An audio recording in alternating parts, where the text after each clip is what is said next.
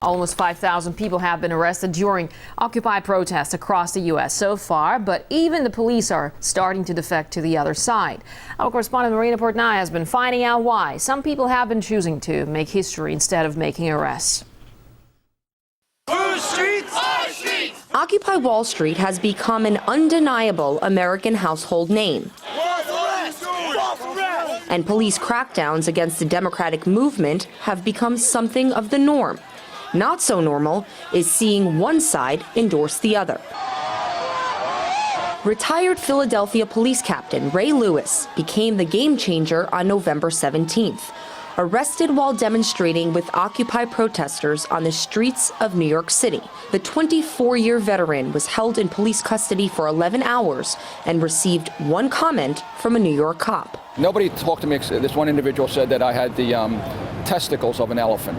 Although all of America's police force is part of the 99%, Captain Lewis says cops secretly supporting OWS face dire consequences by going public. Oh, a tremendous fear of losing their job, being disciplined, being fired.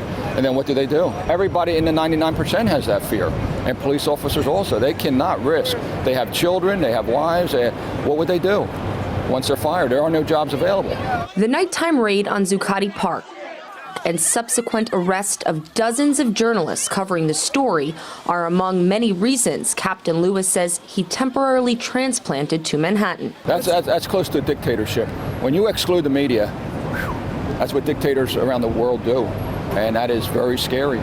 Brutal scare tactics such as pepper spray, batons, and flash grenade canisters have been used against Occupy camps throughout the U.S. Oakland, California resembled something of an urban war zone this fall, leaving a war vet in critical condition and the eyes of an 84-year-old burning from tear gas.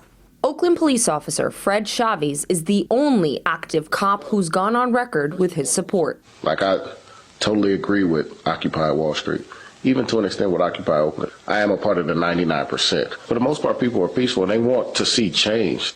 Many believe the biggest change could come when or if U.S. law enforcement officials stop suppressing the right to assemble and begin supporting it. Despite his arrest, Captain Lewis is back at Zuccotti Park showing unwavering support for the Occupy movement.